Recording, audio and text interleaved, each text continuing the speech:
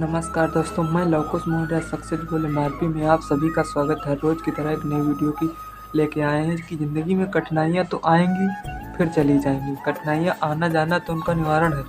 तो इसी दौर को झेलते हुए डॉक्टर एपीजे अब्दुल कलाम की बायोपिक लेके आए हैं, जो कि अब्दुल कलाम से प्रभावित होते हैं। डॉक्टर एपीजे अब्दुल कलाम जब वहाँ ऋषिकेश से लौटे तो फिर वहाँ इनको इसरो टीम में सिलेक्शन मिल गया। तो वहाँ उनको काम करने लगे। उन्होंने अपने चर्च को अपना ऑफिस बना लिया और अपने ही घर को उन्होंने बायोपिक दे दी और उन्होंने काम शुरू कर दिया। फिर काम शुरू करते करते फिर इनकी घर वालों ने सगाई तय कर दी। तो उन्होंने सारे गेस्ट आए और रिश्तेदार आए। फिर इनको बुलाया गया। फिर इनकी सगाई नहीं बल्कि इनकी रिंग सेरेमनी थी और उसको वहाँ पर बुलाया गया। तो उन्होंने कहा कि सब घर वाले रास्ता देखते रहे और अब्दुल कलाम नहीं आए और फिर वापस हो गए। तो अब्दुल कलाम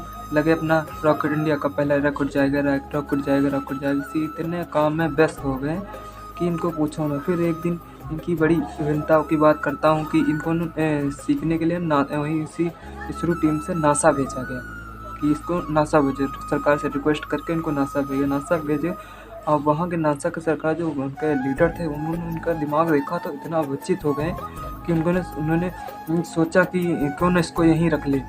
तो उसको ऑफ़र दिया कि इंडियन के 5 गुना उसको तनख्वाह ज़्यादा देंगे, तो यहीं रुक जाओ, कहीं गोरे से शादी कर ले, यहीं जीवन बिता आराम से। तो एक बार इन्होंने अपने जीवन परिचय में बताया कि एक बार मन में मेरे आया क्यों ना मैं इसी पैसे के चक्कर में ही रुक जाता हूँ। तो उन्होंने सोचा नहीं, मैं अपने देश के लिए देश तरफ से आया था, मैं देश की सेवा करूँगा, इस अवसर को नहीं गंवाऊँगा। तो इसी तरह से इन्होंने नासा की बात नहीं मानी और इन्होंने तुरंत इंडिया 6 महीने बाद इंडिया वापस आ गए। तो उन्हें फिर इसी टीम में काम करते रहे।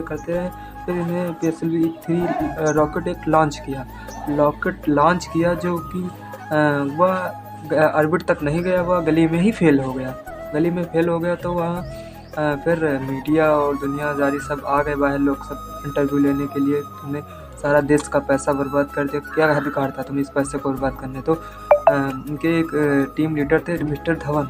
तो उन्होंने अब्दुल कलाम से कहा कि चलो, मीडिया तुम्हारा आपका इंतज़ार कर रही है। तो अब्दुल जी और घर आ गए, अब मीडिया को मैं क्या जवाब दूंगा। तो इस तरह से बहुत अचंभित हो गए अब्दुल कलाम जी। तो फिर मिस्टर धवन थे जो उन्होंने अपने हाथ में माइक लिया, कहने लगे कि ये टीम बहुत ज़बरदस्त है, ये एक दिन इसी साल के अंत तक ये रॉकेट फिर लॉन्च करेंगे, ये टीम बहुत ज़बरदस्त है।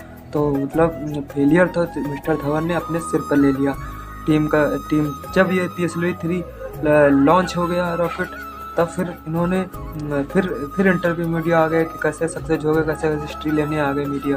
तो उन्होंने मिस्टर धवन जो थे टीम लीडर, तो उनको माइक अब्दुल कलाम के हाथ में दे दिया। तो इस बात से हमें यही सीखने को मिलता है कि जब फेलियर आया तो टीम का कोच था मिस्टर धवन, वो खुद ले लिया। जब सक्सेस हुई टीम तो सारा क्रेडिट टीम को दे दिया कि टीम अब्दुल बोलना चाहते हो जो बोलो। फिर इसी तरह से कहानी चलती रही। इनकी मात्र जब से ये नासा में सेलेक्ट हुए थे 1969 से 1975 तक इनकी सिर्फ मात्र 2 छुट्टी थी। एक बार केवल माँ के देहांत पे छुट्टी ली थी, एक बार पिता के देहांत पे, केवल 2 छुट्टी थी और बराबर 18 घंटा ये काम करते बहुत करते रहे। फिर इन्होंने बहुत ऐसे काम किए जो कि अचंभित होने वाले हैं। तो दोस्तों, हमें अब्दुल कलाम से यही सीखने को मिलता है कि इनकी लर्निंग जो थी बहुत फोकसवर थी। इन्होंने जो काम ठान लेते थे, काम करते रहते। इन्होंने एक परमाणु बम का परीक्षण किया कि बैन लगा था सारे देशों से। तो इन्होंने ऐसा उसका प्रैक्टिस बनाया कि इनकी जो टीम थी सारी आर्मी की वर्दी में थी और बॉर्डर पे परीक्षण चल रहा था परमाणु बम। तो ये एक रॉकेट ऊपर जाता था, दूसरा रॉकेट फिर तैयार कर लेते थे। इसी टीम में नासा की टीम थी, सर्च करती थी, तो नॉर्मल इंडियन आर्मी है तो ऐसे टहलती रहती है। तो ऐसे उन्होंने परमाणु बम भी निरीक्षण कर लिया, परमाणु बम, और किसी को पता भी नहीं चला। इस तरह से उन्होंने इसका भी प्रैक्टिस भी कर लिया कि परमाणु कैसे बनता है, बना भी दिया। तो इस तरह से इंटेलिजेंट आज जब ये रॉकेट लॉन्च कर रहा था तो उन्होंने फंड सोनिया गांधी से मांगा, तो सोनिया गांधी ने मना कर दिया। उसी कम खर्चे में इन्होंने फंड मिसाइल की तैयारी कर दी और लॉन्च कर दिया, वह सक्सेस हो गया। तब ही सोनिया गांधी का फ़ोन मिस्टर धवन के पास आता है कि हमको एपीजे अब्दुल कलाम से मिलना है। तो मिस्टर धवन उनको एपीजे अब्दुल कलाम को फ़ोन करते हैं कि कहते हैं कि तुमको सोनिया गांधी मिलना चाहती है। तो एपीजे अब्दुल कलाम कहते हैं मैं फटे कपड़े हैं मेरे पास, ना तो जूते हैं ना, तो मैं कैसे मिलूँगा। तो टीम लीडर का यही असली हुनर होता है कि उन्होंने मोटिवेट किया क्या कि तुम ऑलरेडी सफलता का सूट पहन रखे हो, और सफलता का सूट देखो, इतना मोटिवेट कर दिया, सफलता का सूट पहन रखे हो। तो उन्होंने कहा कि ठीक है। हम भी गए वहाँ पे, मिले, मुलाकात हुई दूर से। और वहाँ पहले के ज़माने में कोई प्रधानमंत्री अटल बिहारी वाजपेयी थे। उन्होंने उनको हाथ मिलाने बढ़े, जैसे उन्होंने हाथ नहीं डायरेक्ट ये गले लगा लिया। तो उन्होंने सोनिया गांधी ने टोका, कहा कि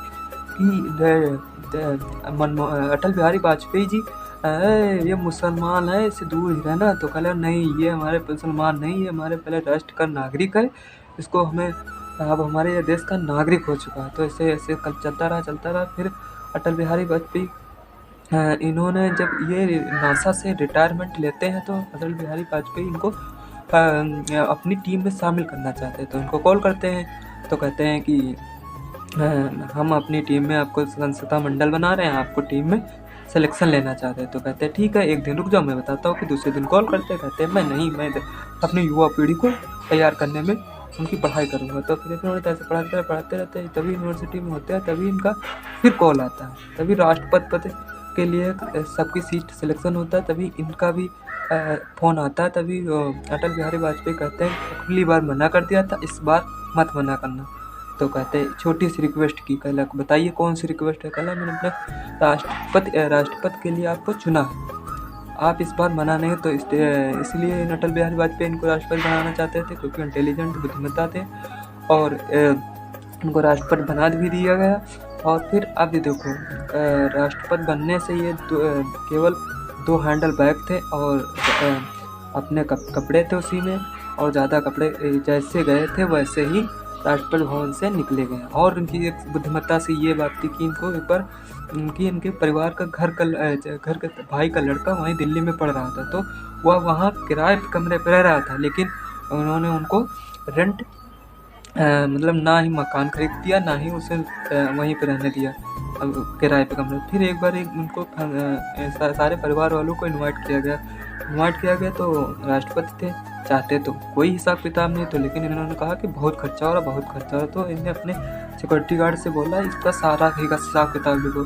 तो कुछ उस समय का 2 लाख 2.5 लाख का खर्चा आया था। तो उन्होंने अपनी जेब से काट के सरकार को पे किया था कि ये हमारी जेब से खर्चा आता है। इसी कहानी से हमें अब्दुल कलाम से बहुत सीखने को मिलता है। ऐसी स्टोरी हमारी सुनने के लिए like, comment, follow, YouTube channel subscribe कर लीजिए।